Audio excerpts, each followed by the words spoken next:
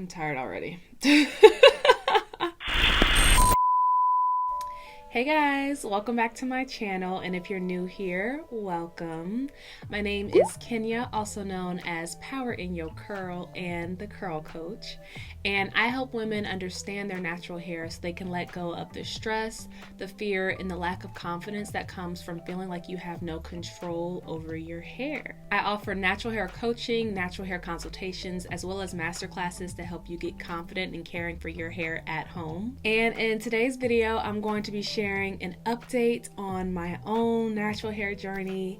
Last time we spoke, I was experiencing a natural hair setback, so I just want to share with you all how I overcame that, how I bounced back, and what I plan on doing with my hair in the future. So if you're interested, just keep on watching. So if you haven't seen any of my latest videos, I shared this picture recently of my hair, which is quite a change and improvement since my last natural hair update picture that I shared with you all back in July of 2020. So I do already have a video going into detail of what was going on with my hair back in July, but just to recap, I basically had neglected my hair for about maybe a year and a half, and my ends showed it, child. Okay, so if you guys want a more in-depth explanation around what was going on with my hair, be sure to click on the video that's on the screen so that you can catch up. So in that video, I broke down a few things that I said I was going to be implementing in my natural hair routine to recover from my thinning and running ends.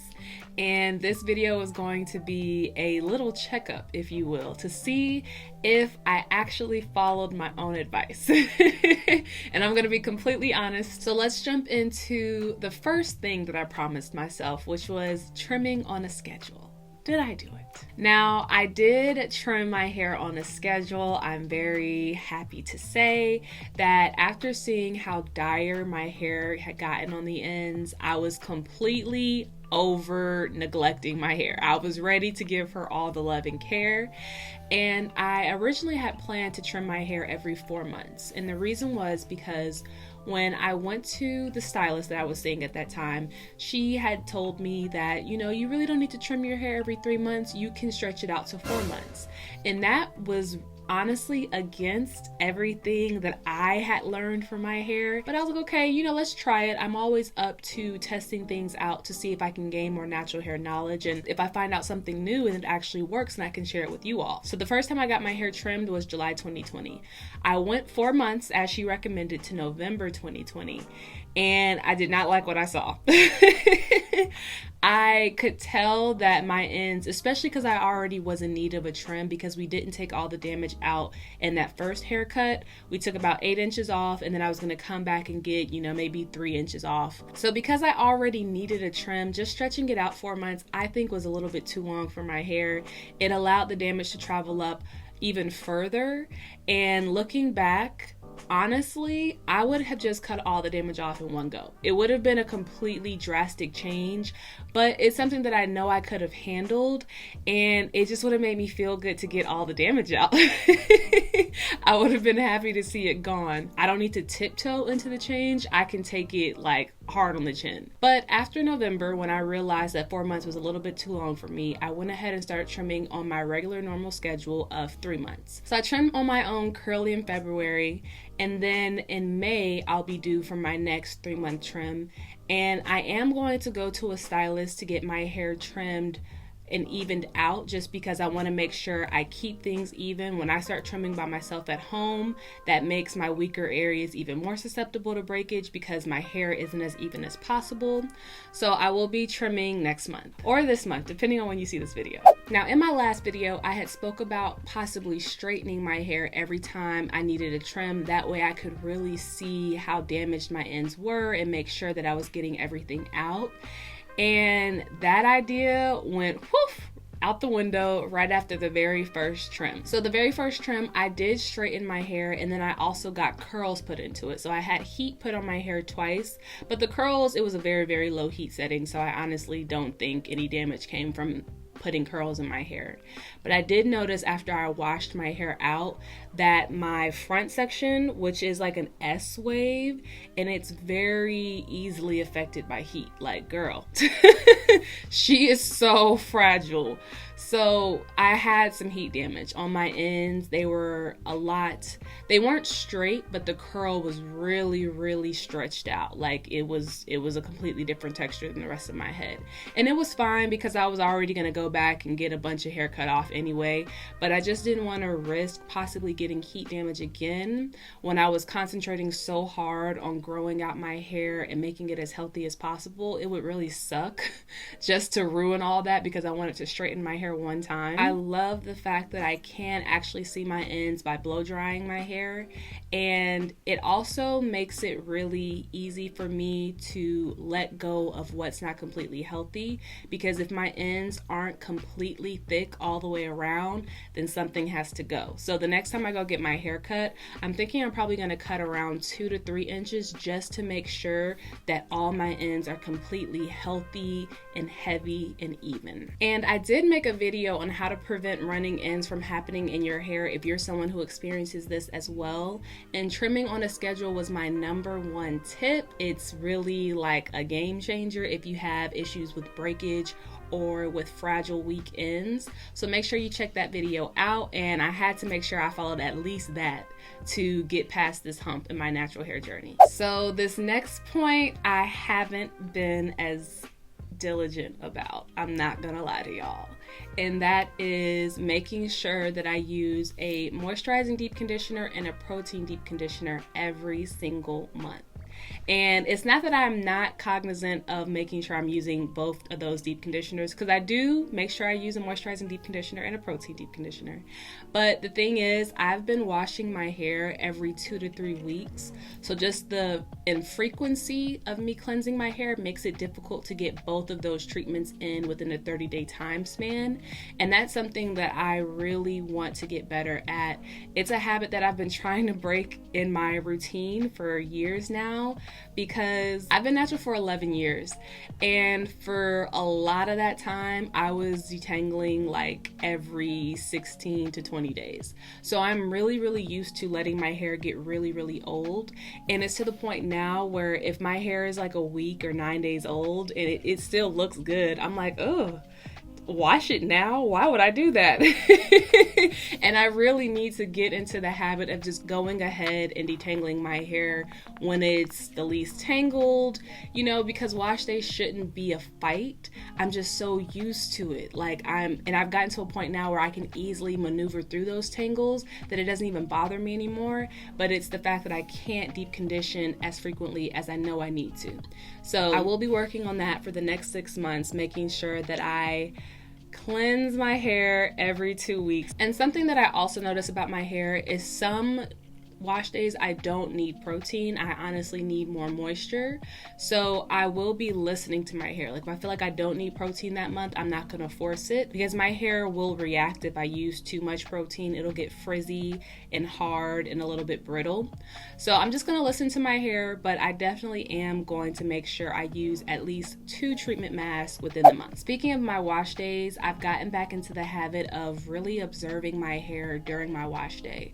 So when I'm nursing my hair back to health, I'm like super aware, like I'm watching her like a hawk. When I'm detangling my hair and I'm taking the hair out of the brush or putting hair up on the wall, I'm looking to see if there's any breakage. Like at the bottom of the shower, I'm making sure that everything I pull out of my hair is a long strand that shed hair. Even when I was blow drying my hair for this style, like I was making sure I was super gentle, because I didn't want to, you know, risk any breakage while introducing heat to my hair. And I'm happy to say that I experience very little breakage right now. So I know that the things that I'm implementing are working, and now it's just a matter of time of me growing my hair out to see the results of thicker, healthier ends as well as longer natural hair. And speaking of longer hair, did I take a hair vitamin to nurse my hair back to health? You let me know in the comments. Do you think I took a hair vitamin? Do you think I did? Maybe I did, maybe I didn't. The answer is no, I did not. I wanted to, I just never made that purchase. So I'm really happy to see that I was able to grow my hair back out without having to use kind of pricey hair vitamins. Honestly, they're a little pricey, let's be honest, especially when you're buying them on a monthly basis. So it's good to know. I did take a multivitamin, by the way. So hair vitamins are still something that I definitely want to implement into my regimen. It's just that they are so pricey and I want to buy it in bulk. So if I take hair vitamins, I want to just buy like 6 months worth at once so I don't have to worry each month of like re-upping. And then Vernon, my husband, he's on a hair journey right now, and so he wants hair vitamins too. So it's just like like $25 for 6 months. Somebody do the math. That's a lot. That's a lot. But I'm still gonna do it because it does definitely help my hair, and it gets me to like that supreme hair health level, and I feel like I'm getting there. Like my ends could be a little bit better, which is why I'm gonna trim a lot in May. But as far as like everything that's growing in and how my hair is responding to things, like look at this. She looks healthy, does she not? I think she does.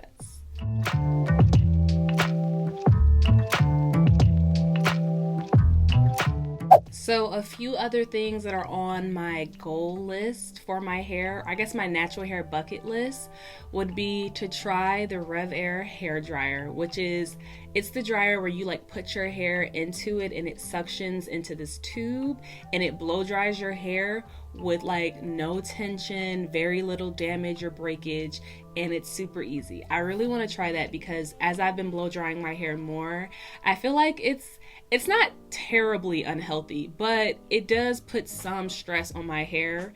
And if I want to have supremely healthy hair, the way to get there, at least for me, the ticket there is to like literally baby the crap out of my hair. Like no tension, always take your time, always be watching the ends. And so I really want to try that dryer so that I can try new styles without feeling like I'm damaging my hair by blow drying it manually. And I also would really like to learn how to trim my hair at home, but not trim it curly, like actually give myself like a salon haircut.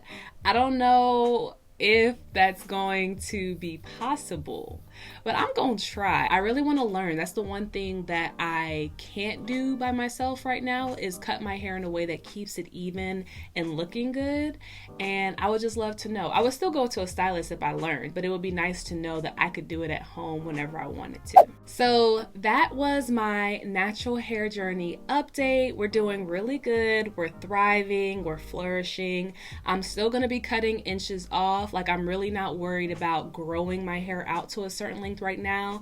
I just want her to be healthy and full and luscious. I would love to know, what are some things that are on your own natural hair bucket list? Like what are some things that you always wanted to try, and maybe you make it a goal to try it in 2021 or 2022 or just soon, you know? Live it up, have some fun, you know? Let the girls out, shake a little bit. That's what my hair and me are on right now. So I want to know what you guys are having in store for your hair as well. And make sure that you like this video if you liked it, if you genuinely liked it. Also subscribe if you like this video and you want to see more like it in the future. I really would love to get to 100K by the end of June. So be sure to tell a friend about this channel if you think it would help them. And I'll see you all in the next video. Have a wonderful and beautiful day, and remember that you are the light. Everything that you need comes from within, and everything that's outside of you is a bonus. I love you guys. Have a great day. Bye. We made it through the intro. I hate when I ramble. I really hate. Okay, I just want to like shoosh, shoosh. Okay, next up. Ooh, yeah. Done.